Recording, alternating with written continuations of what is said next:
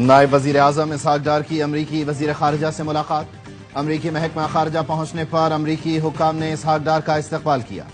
وفود کی سطح پر ملاقات میں انسداد دہشت گردی اور علاقائی امن سے متعلق تبادلہ خیال۔ اسحق ڈار کا عالمی امن کے فروغ میں صدر ٹرمپ سمیت امریکی قیادت کی کوششوں کو خراج تحسین۔